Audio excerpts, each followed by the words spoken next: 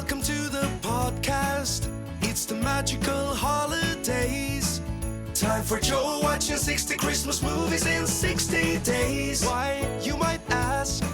Because it sounds like a crazy task to be watching 60 Christmas movies in 60 days. It'll be struggle, no I won't lie. By the halfway point I will lose my mind, but with your support I'm gonna be fine. So let's have a blast on this Christmas time. Join me now and let's find out about today's Christmas movie. Was it good or bad? Happy or sad? Is there another dead mom and dad? Let's get to it with no delay. It's your old pal Joe and he's happy to say welcome to Joe watches 60 Christmas movies in 60 days. How's it going, everybody? It's me, it's your old pal Joe, and welcome to episode 52 of Joe Watches 60 Christmas Movies in 60 Days. Before we talk about the movie today, let us talk about our good friends over at Third Eye Comics. Third Eye Comics, the sole sponsor of Joe Watches 60 Christmas Movies in 60 Days Season 4, who came to me when I needed them most to support me. So I'm going to send you all their way to shop.thirdeyecomics.com. You can check them out. Maybe you'll find something that you like to buy, something to settle down with after the Christmas rush. Break into the new year with a new book or a new game that you want to play. Whatever you like, I'm sure they have something to fill that void that may exist deep within your heart. So check them out at shop.thirdeyecomics.com. All right, our movie today is Christmas Harmony. It was okay, but like below okay. We open with a guy singing an opening for us. His name is Devin. It's a pretty catchy song. We scan the faces of everyone watching him from the control room. Basically, I should explain. We're in a control room. We're like in the studio, and Devin is singing in the studio. It's being recorded, and we're watching everybody in the production booth watch him sing. When it's done, everyone loves it. They're working to get this song done in time for Christmas. Harmony, one of our two main characters, has some notes that she'd like to provide to Devin, but Devin is a jerk and asks her to get him some tea instead. The people in the booth even offer to have someone else go get the tea so that she can still provide her notes, but he says no. Harmony doesn't mind, plus she knows how I like it. When she gets back, she's not allowed in the booth because they're doing another take. She sees an open studio with a piano and sits down to sing her own song. It's about someone being her Christmas wish come true. And then I realized it's her take on the song that we saw Devin singing earlier. When she's done, Devin is standing there and demands to know, "What are you up to? I need my tea." Then he realizes someone is watching him and says, "Thank you, baby," and gives her a kiss on the cheek. They are a couple. He is being mean to his girlfriend, very mean. When he walks off, the producer that watched this happen, her name is Karen, she tells Harmony how impressed she is with the song. We find out that Harmony's the one that wrote the song that Devin's been singing. She says, "You're an amazing songwriter." And Harmony is all, "Nah, Devin's great." And Karen is all, "I don't know, it seems like he might be taking more from you than you get from him." Harmony assures Karen that he is great, plus he was there for her when she really needed help. Basically, she's in a bad relationship. And we don't really understand why she's so blindly supportive of Devin. She talks about how he was there for her when she needed help, but they never go into any details about what that moment looked like. Later, Devin gives Harmony a hard time about playing that song for anyone else to hear. It's his song. She says, "Yeah, but I wrote it. It's my song." He says, "If that's the case, why am I the one recording in the studio?" Eventually, he realizes he went too far and gets really soft about everything. What he means is, see, if you're going to be on my team, it's got to be Devin first. Harmony assures him that she's on Devin's team. At home, she gets the mail and notices some Christmas cards. She tries to hang them on the wall, but Devin is there and he tells her not to. Hanging the cards on the wall will ruin the whole aesthetic of the place. Harmony is very sad. Cut to Harmony talking to her buddy about how shitty Devin is being. Her friend totally excuses it, though. She says, maybe he's going to propose. Maybe that's why he's been so off. Maybe he's been thrown off because he wants to propose to you. Harmony doesn't think that's happening, and her friend says, it's possible. Harmony says she misses the way it used to be between them before Devin hit it big. Then Harmony gets a call from her dad. He asks if maybe she can come home for Christmas. She says she can't. Devin has a show in L.A. on Christmas, and she has to be there. Her dad is very sad. She gets back to packing for the big tour. The next morning, she returns from getting Devin breakfast to him saying that they need to talk. Then we cut to her crying in her friend's living room. Apparently, Devin broke up with her.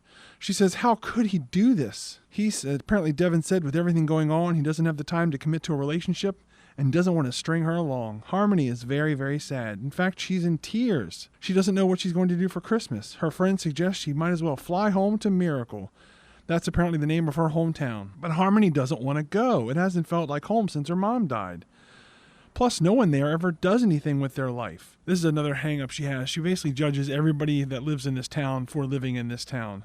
It's a small thing, and she has this very strong opinion, but then by the middle of the movie, it just sort of goes away and it's not mentioned again. Regardless, her buddy convinces her that flying home for Christmas is what she should do. There's also a bit where she's not excited about meeting her dad's newish girlfriend, Debbie. I don't know how long her dad and Debbie have been together, but she's not excited about meeting her. Cut to her on her way to Miracle. She's driving, so I guess it wasn't flying that she had to do. Anyway, her car breaks down about 15 miles out of town. She tries to call, but her phone is dead, and apparently she doesn't have any way of charging her phone within the car, which is rule number one of having a phone and having a car. She kicks the tire in frustration and hurts her foot. I write in my notes, I'm so tired of this chick. But then she realizes she accidentally brought the wrong luggage. Instead of her clothes, she brought merchandise for Devin that were supposed to go to the tourist stop. Thankfully, she's picked up by a nice dad and his son. The dad's name is Luke. The son is about 13 or so, and his name is Weston. On the way into town, they make small talk. We find out it's been a long time since she's been to Miracle. Then they hear a song from Devin on the radio, and she freaks out. They ask when I say freak out, I mean she screams really loud and hurriedly turns the radio off. They ask what that was about. She says she just hates music. Luke, the dad, asks for more info, but she asks him to drop it. It's been a really rough day. Eventually, they arrive at Harmony's dad's place. Luke walks her to the door and seems to really want to stay in contact. He asks her to let him know if she needs anything. Harmony says she will. Harmony walks inside, but no one appears to be home. She takes a shower and then looks at the photos on the piano of her and her mom. This leads to her playing the piano, and we flash back to her playing the same song with her mom when she was much younger. We then fade to her at her current age, playing the same song, but now with her mom being beside her. We turn the camera, and now her mom is gone. But her dad is there and walks up. He's very happy to see his daughter. Let's go back to the song performance. This is a musical movie. It's not a musical in so much as, the story gets told via song, but it is a very musical movie in that there are multiple songs performed throughout this movie. It made it very easy to take notes. And this was one of those times. Anyway, her dad is happy to see Harmony. He welcomes her home with tears in his eyes. He says he hasn't heard that song that she was playing since, Harmony and her dad hug, and then they're off to get dinner. The next day, Harmony is out jogging and runs into an old friend, Pamela. Pamela is expecting. Harmony is so happy to see her, but then Pamela asks how things are with Devin. Harmony lies and says things are okay. She keeps implying that she's not staying for Christmas and is only waiting until her car is ready. Then she runs into another woman from town named Shirley. Shirley comedically runs on and on as she talks. She mentions the town Christmas show lost its musical director. She asks Harmony to let her know if she can think of anyone that can help. Afterward, Harmony freaks out when it starts snowing, and she calls her buddy to say she needs to get Devin back. I don't know why the snow freaked her out. It doesn't make any sense, but that's what happened. She calls her buddy and says, I need to get Devin back. Maybe I can just fly to L.A. and surprise him. Her friend doesn't think that's a good idea. Plus, what about that guy that gave you a ride? He sounded like a stud. And I'm like, what are you talking about? Like, given everything we've seen from Harmony, there is no way she called her buddy and said, so then my car broke down and this guy gave me a ride. And then she would describe him in some manner that would imply that he is a stud. I don't think so. I don't think that happened. So this movie just kind of jumped ahead to her friend saying, well, what about that one guy that you ran into? He sounded like a stud. Anyway, Harmony says she's not into him. And since she says she's not into him, that just gives even more credence to the fact that there's no way she would have described him in a way that somebody else can interpret as a stud. Anyway, she's certain that once she gets her car back from the repair, she's going to go back to L.A. She's on a walk and walks into a music store and finds Luke, the guy who picked her up earlier, the dad, playing a guitar and singing to himself. She joins in. He's instantly impressed and asks about her music history. She doesn't want to talk about it, but he pesters her enough to admit that she writes music. They then sing a song that she's written together. Another song is performed. Then Shirley, the woman who talks too much, walks in and says they sing like angels together, and they should both musically direct the town show, the town Christmas show. Harmony is adamant that she's not going to be around, but then she gets a text from her friend with bad news. She links to a TMZ story saying Devin has a new girl. Harmony immediately changes her mind and now will co-direct the Christmas festival show. When Harmony gets back home, her dad already knows the big news. We also meet Debbie, his girlfriend, for the first time. Harmony is pleasant towards her. They then mention that Luke is considered a hero around Miracle. She asks why. Cut to Luke and his son hanging out. There's a knock at the door. It's Harmony. She's there to talk about the show. Harmony finds out Weston, the kid, is stuck with some school project that he's having trouble figuring out how to do. She offers to help him. The kid would like that. The project is to talk about what Christmas means to you. Then we get some talk about the Christmas festival between Luke and Harmony. Luke has no interest in performing in front of the people. Music for him is more about therapy, and he has no interest in doing that in front of others. She's taken aback by this demeanor since it's so different from Devin, who always wanted to be out front. Then Luke gets a call. He has to head over to Shirley's to help with the leaky pipe. Shirley's the woman that talks too much. He's basically the town handyman. He has to head out, and through a series of back and forths, it's agreed that Harmony can stay with Weston while Luke is out. Once Luke leaves, Weston mentions that Luke is pretty uptight, and he's surprised that Luke let him stay with Harmony. That must mean he trusts Harmony. This is a 13-year-old kid, by the way. Harmony notices Weston keeps calling Luke Luke and not Dad. Weston explains that that's because Luke is not his dad. He's in fact his uncle. His dad died a while ago. Once they get that under wraps, Harmony and Weston work on his school project. Eventually Luke gets home and finds Weston and Harmony working on crafts for the school project. When Harmony goes looking for some paper in one of the closets, Luke suddenly gets a bit standoffish and tells her that she can go ahead and go home. He can help Weston from there, and with that, she's escorted out the door. Inside, Luke is sad that he did that. Cut to Harmony hanging out with some of her old friends. They all have families and kids. Talk eventually turns to the town, talking about Harmony spending time with Luke. Harmony laughs it off, but then says she's not sure what happened with him. She somehow angered him. They ask what happened. She's not sure. She runs through everything that happened that we saw. And among their responses is they're in awe that he let her watch Weston on her own. Again, he's a 13-year-old kid. And when she gets to the point where she was holding a box from the closet, basically she went into the closet looking for paper. She picked up a box. Luke said, why don't you go ahead and head on out of here? When she gets to the part where she's holding a box from the closet, one of them gets an idea. Cut to Harmony at Luke's door. All of the women hide behind a bush and giggle. Luke immediately apologizes for what he did before and explains that she didn't do anything wrong. But then the women start laughing too much and then get caught and then drive away, leaving Harmony behind. Luke asks what that was about. Harmony says she thinks they all turned 13 again. I do not know exactly what was supposed to happen here. In their 13-year-old brains, they were like, we'll take you back over to Luke's and you can knock on the door and say hello, and we'll watch from the bushes. I don't know. Luke offers to give her a ride home. She says it's close enough that she can walk. He then offers to walk her home. She says no, and he's all, what? I can't walk a beautiful woman home? She's taken aback by being called beautiful and then accepts his offer. Cut to them on the walk. They talk about where Harmony has been, not specifically with Devin, just away. She talks about not being able to handle her dad dating Debbie after her mom died. We find out Luke moved to Miracle just after the last time Harmony had visited. We also learn that he moved to town after Weston's dad passed away, Luke's brother. Luke talks about how good of a guy his brother was. He's not sure if he can ever measure up to him. Harmony says from what she's seen and heard, sounds like Luke sure does. She then talks about having a recent heartbreak, but now after seeing Luke and Weston and her dad and Debbie, she knows she didn't have a love like either of those. She thinks she may have spent too much time away from Miracle after all. Talk then moves to Weston and how special of a young man he is. Harmony says she's really impressed by him. And you can tell Luke is moved by this. And then he mentions his ex-fiancée and how after he started taking care of... So he was engaged. But then his brother passed away and he had to start taking care of Weston. And it turns out his fiancée couldn't handle it and made him choose between her and taking care of Weston. And he chose Weston. Harmony tells him he's a good man and that everyone can see it. Their walk takes them to the event space where the winter festival snow Christmas ball thing will eventually happen. They're going to start preparing in that facility the very next day. They head inside and decide to sing a song Harmony is working on. As they sing, we get a montage of preparation for the show. We also get scenes of Harmony spending time with Luke and Weston. We also see Luke throwing away photos of him and his ex. That's what was in the box that Harmony had picked up that day. And then we get a shot of Luke smiling at the sky. It's now time for a going away party for Herman. He's the guy who was the original music director before having to leave town. Harmony, her dad, and Debbie catch up with Herman. Then Luke and Weston arrive, and Harmony immediately goes over to greet them. Then Shirley walks up and talks a lot to say the original band that was supposed to play for Herman's going away party aren't going to make it. She needs Luke and Harmony to play for the party. Luke doesn't want to play. Cut to them both on stage. They perform a song Harmony wrote about the chaos of Christmas. The song is fine. It's another song performance. Everyone inside the movie, though, they love this song. Afterward, they accidentally find themselves under mistletoe, and Luke goes in and lays a big old kiss on Harmony.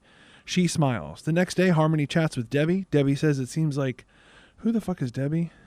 Debbie's one of her friends, I guess? Oh, Debbie's her dad's girlfriend. Harmony chats with Debbie, her dad's girlfriend. Debbie says it seems like maybe someone might be smitten.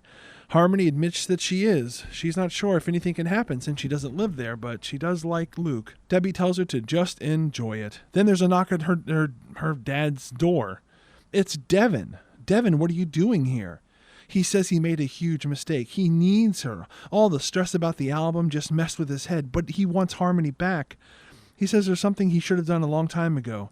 He pulls out a ring and, very matter-of-factly, asks if she'll marry him. Then there's someone else at the door. They open it to find Luke. It's Luke. He sees Devin, who introduces himself as Harmony's fiancé. Luke immediately leaves. He doesn't ask a single question. He just turns tail and leaves. Harmony chases after him and asks to explain. He says, "Are you his fiancé?" And her response is, "I don't know." And it's like, come on. She would know whether she was his fiancé. It's stupid. Anyway, she says she's still trying to process everything. Luke says, "I don't want to get in the way of you processing," and drive away. And he drives away. Harmony storms back in and tells Devin that they need to talk. Cut to them at a cafe. He says things that are so dumb, it makes me like the movie less. He says, "I know you can be stubborn, but I'm willing to look past it." Like, who would really say that? Like, he's implying that everything that happened is her fault. And I understand that in reality, there are guys who are going to lie to you, and they're going to pretend that you did these things. I'm not saying that they don't exist, but he comes off so buffoonish here. It makes it hard to take him seriously as a character. Anyway, he says he missed her, and he needs her, and they look good together. She says she's a different woman than the girl he first met. He begs her not to throw away all these years that they've spent together. He needs her on his team. She's his number one girl. He then slides the engagement ring on her finger. Outside, Weston, Luke's son, walks by and sees this happen. Harmony sees him seeing it. And then all of her old friends come in and start hooting and hollering about Devin being there. They get his autograph and they get photos with him. Harmony uses this chaotic moment to excuse herself and catches up with Weston outside. Weston can't believe what Luke told him, and it turns out it's true. She's back with Devin. He tells her not to marry that guy, and then Weston, the 13-year-old child, walks off. Cut to Harmony finding Luke on the stage in their event space. She asks if they can talk. He says, "Well, are you marrying Devin?" She says she's not sure. He says, "Well, I can't believe you're not sure. Why aren't you with your fiancé then?" She says it's because she wanted to talk to Luke. He asks why. "So I can give you my permission to marry him?"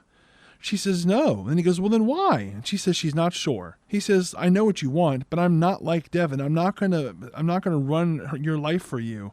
He tells her to stop being a coward, and he uses those exact words. Stop being a coward and run your own life. She begs him to tell her that she's not the only one that's still thinking about their kiss, and he says to her, "What kiss? That was just the mistletoe." Harmony is very sad and leaves her songbook behind. Cut to auditions for performers for the Christmas festival. As two of them sing, we get a montage of Harmony hanging out with Devin at some hotel, sitting poolside as he talks on his phone. We also see Weston noticing Harmony's songbook and leafing through it. We then jump to Luke finding the songbook in his house because apparently Weston brought it home, and it makes him think about Harmony. Cut to Devin back in the studio. We're back with Harmony in the booth along with Karen, the producer. During a break, a woman goes in to give Devin some water. She also starts touching on him. He tells her to stop. Harmony can see us. She says she doesn't care if Harmony can see them. Devin says it's different. We're engaged now. The woman says, "Well, are we still on for tonight?" He says, "Yes, of course, we're still on for tonight." He also says that this woman is his number one girl. The woman asks, "What do you see in Harmony anyways?" And he says, "She's just the best songwriter I know." But then he realizes everyone in the booth, including Harmony, could hear what he was saying, and Harmony storms out. He catches up with Harmony outside, but she is done. She says she should have known not to come back with him because she's in love with Luke. She races to her car and drives back to Miracle. She arrives just in time for the Christmas festival event special showcase showdown. She rushes up to Luke, but he doesn't want to talk to her. She says she knows what she wants. Luke tells her, "Congratulations," and walks off. Weston tells him he's being stupid. He gives Luke the songbook and says, "You already let her leave one time," Luke thinks. Cut to Harmony talking to her dad, also at the festival. She apologizes for being gone so long in the first place, but she was just in so much pain because of her mom and thought that she needed to stay away. Her dad gives her a hug and says it's okay, and the two of them share a moment. Her dad asks about Luke, and Harmony says he's not in love with her. He says, "Well, did Luke say that?" Harmony says, "Yeah, more or less." He says, "Well, what are you going to do about it?" She's not sure what she can do. He says, "Well, you know what you could do? You could try something a little crazy." Cut to her taking the stage in front of everyone. She gives a speech about losing your way and then finding it again. Anyway, it culminates in her singing a song. Partway through, Luke joins her on stage and they sing together. Everyone loves it. We then get a quick montage of Luke and Harmony in the recording studio. The end. This movie was fine. I did not like how stupid Devin was as a character. Otherwise, it was fine. Who's the MVP? I'm going to give that to Luke, because Harmony's character annoyed me way too much in the first half of this movie, and Luke was fine throughout. It's running time. That's it for episode 52. Thanks for listening. Thanks for hanging it out, and I will talk to you again next time.